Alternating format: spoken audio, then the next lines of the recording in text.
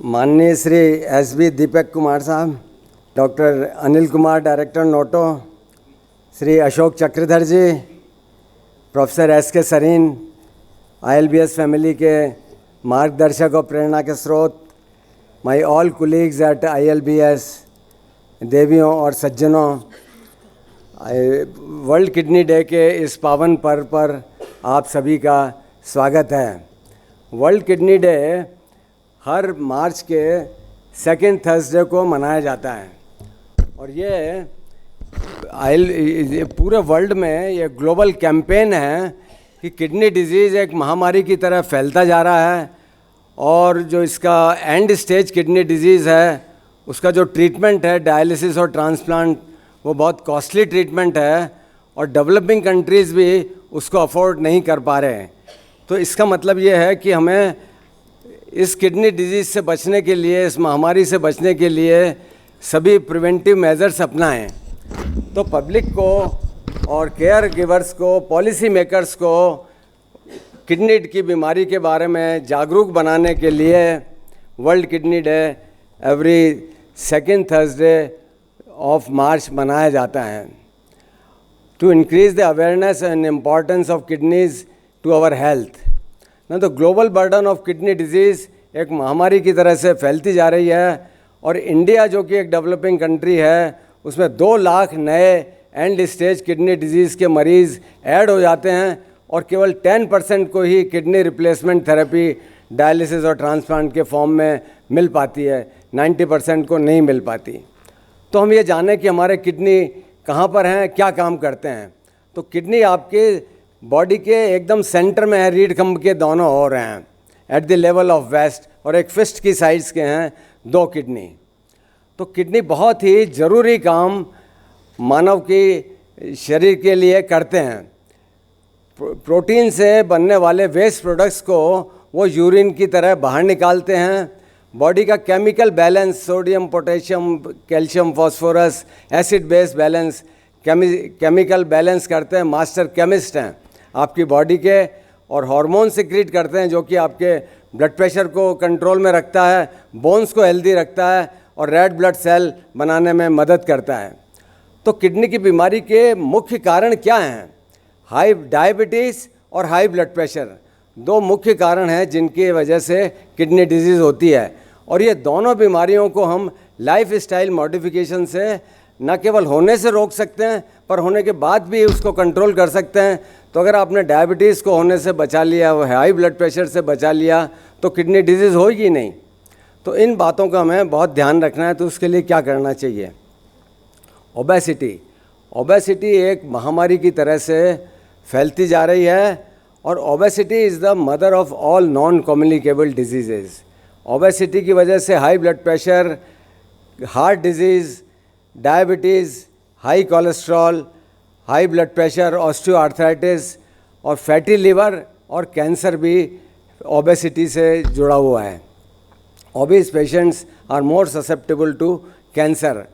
और जब chronic kidney disease और डायबिटीज़ है तो हार्ट डिजीज़ और पैरालिटिक अटैक की संभावना बहुत बढ़ जाती है। तो रिस्क कौन पेशेंट्स हैं जिनको कि क्रॉनिक किडनी डिजीज़ होने की संभावना अधिक है? यदि आपको डायबिटीज़ है, हाई ब्लड प्रेशर है, अगर आपका वज़न ज़्यादा है, आपकी फैमिली में किडनी डिजीज़ है और आप पेन किलर्स बहुत ज़्यादा खाते हैं, इन्फेक्शन या पहले आपको हाई ब्लड प्रेशर या किडनी की बीमारी हो चुकी है, या आप unhealthy life style, sedentary life style है, तो आपको किडनी की बीमारी होने के ज़्यादा चांस हैं। 40 इयर्स के बाद आप अपने किडनी की जांच अवश्य कराएं। तो अर्ली किडनी डिजीज़ में कुछ पता नहीं लगता है जब तक कि आप जांच ना कराएं।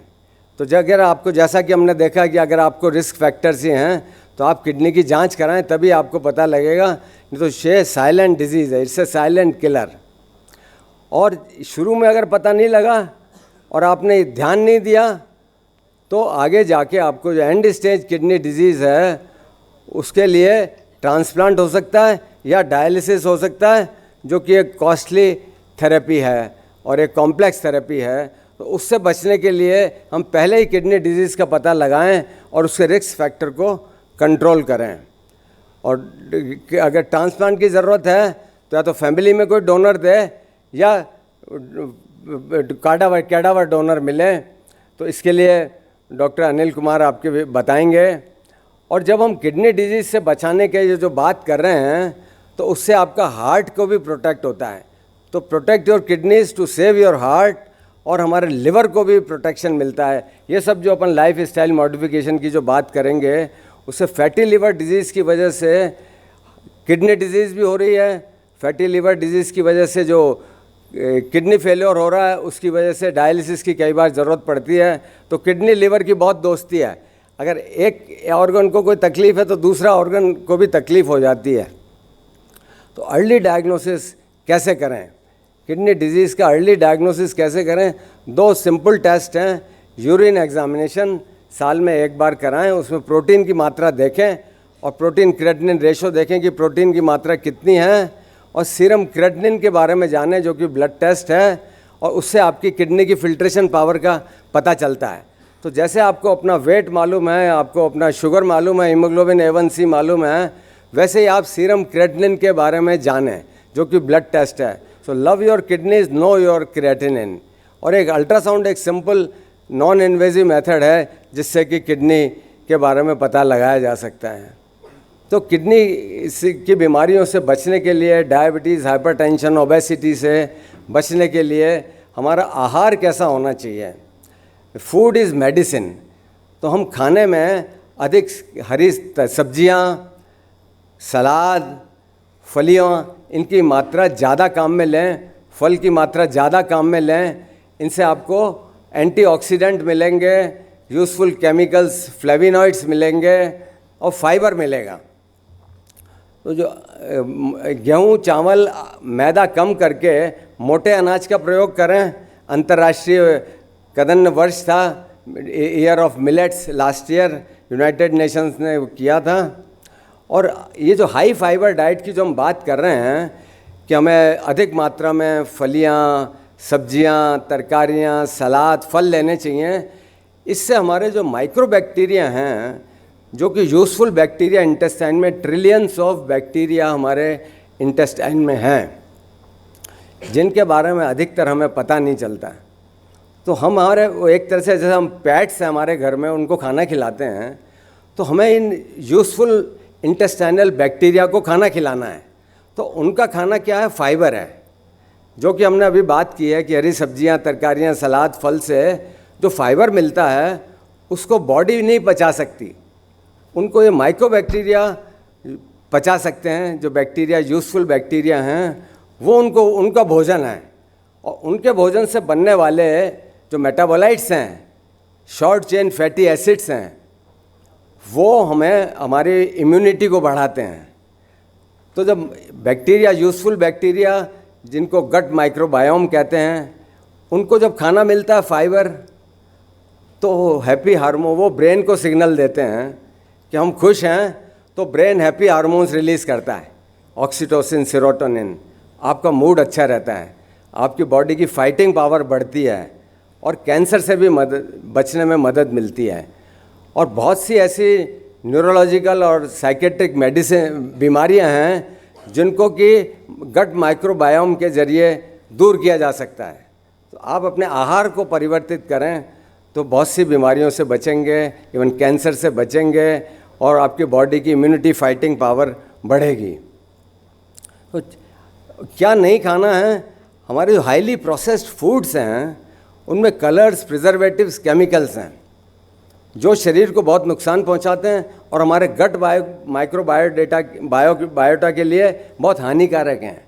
चिंता का विषय ये है कि हमारे यंग जनरेशन है, हमारे टीन्स हैं, बच्चे हैं, उनमें मैकडोनाल्ड कोला कल्चर की वजह से, इनएक्टिविटी की वजह से ओबेसिटी बढ़ती जा रही है। कम उम्र में बच्चों को डायबिटीज़, हाई ब्लड प्रेशर और किडनी डिजीज़ हो रही है।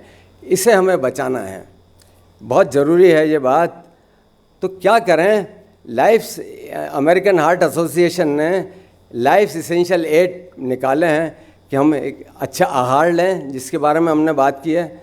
फिज़िकल एक्टिविटी रखें, 30-40 मिनट ब्रिस्क वॉक या उसके इक्वलेंट एक्सरसाइज करें, अपनी शुगर को कंट्रोल में रखें, अपने वज़न को कंट्रोल में रखें, कोलेस्ट्रॉल ट्राइग्लिसराइड को कंट्रोल में रखें, ब्लड प्रेशर को कंट्रोल में रखें, स्टॉप स्मोकिंग, टोबैको किसी भी फॉर्म में ना लें। और 8th जो जोड़ा है last year, good sleep, good quality sleep for 7 to 8 hours is essential.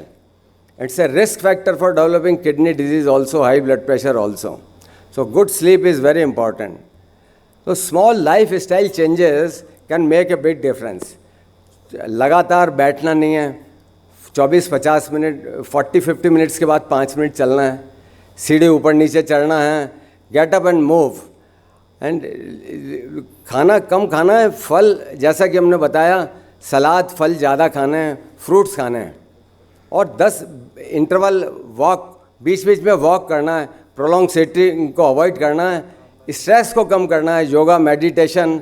Loneliness, हमारे बुज़ुर्गों में लोनलीनेस की वजह से बहुत सी प्रॉब्लम्स हो रही हैं, तो engage in social work and community service, keep fit and active.